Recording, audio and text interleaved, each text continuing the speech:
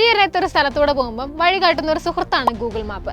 ട്രാഫിക്കിൽ നിന്ന് രക്ഷപ്പെടുത്തുക, trip plan ചെയ്യാൻ സഹായിക്കുക, പാർക്കിംഗ് സ്പോട്ടുകൾ കണ്ടെത്തുക തുടങ്ങി എണ്ണമില്ലാത്ത ഫീച്ചറുകളുമായിട്ട് എത്തിയ ആപ്ലിക്കേഷൻ ഇന്ന് പലരുടെയും ജീവിതത്തിന്റെ ഒരു ഭാഗമാണ്. ചിലർക്കാണെങ്കിൽ ഒരു മാപ്പ് സെറ്റ് ചെയ്ത് വെക്കാതെ വണ്ടി ഓടിക്കാൻ പോലും പറ്റില്ല. എന്നാൽ ഈ ഗൂഗിൾ മാപ്പ് ഇടയ്ക്ക് നല്ല പണിയും തരാറുണ്ട്. നടന്നു പോകാൻ മാത്രം കഴിയുന്ന സ്ഥലത്തൂടെ കാർ ഓടിപ്പിക്കുക, പുല്ല് വെട്ടിയ സ്ഥലം റോഡാണെന്ന് പറയുക, പൊട്ടിയ പാലത്തിൽ കൂടെ കൊണ്ടുപോയി പുഴയെ ചടിക്കുക, എളുപ്പ വഴിയാണെന്ന് പറഞ്ഞ് കാട്ടിക്കൊണ്ടുപെടുത്തുക.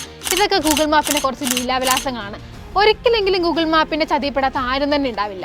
ഗൂഗിൾ മാപ്പ് വഴികാട്ടാൻ ആശ്രയിക്കുന്ന GPS ആണ് ശരിക്കും ഇതുപോലുള്ള കുഴികളിൽ നമ്മളെ കൊണ്ട് ചാടിക്കുന്നത്. നാവിഗേഷൻ, സാറ്റലൈറ്റ് സിഗ്നലുകളുടെ കൃത്യതയില്ലായ്മയാണ് GPS-ന്റെയും ഗൂഗിൾ മാപ്പിന്റെയൊക്കെ കിളി പാറാനുള്ള കാരണം. ശരിക്കും ഈ പുഴയിൽ പോയി ചാടാൻ കാരണം ഗൂഗിൾ മാപ്പാണോ അതോ ആളുകളുടെ ശ്രദ്ധക്കുറവാണോ? അറ്റ്ലീസ്റ്റ് വഴി തെറ്റി മുന്നൊരു വെള്ളക്കെട്ടാണ് എന്നൊക്കെ തോന്നിയ ഒരു ബ്രേക്കെങ്കിലും ചവിട്ടണ്ടേ? ഗൂഗിൾ മാപ്പ് ഒരു സഹായിയാണ്, വഴി തെറ്റും സുരക്ഷിതരല്ല എന്നൊരു ചിന്ത എല്ലാവരുടെ ഉള്ളിലും ഉണ്ടാകണം. ഇടയ്ക്കൊക്കെ ഒരു ബ്രേക്കൊക്കെ ചവിട്ടാം.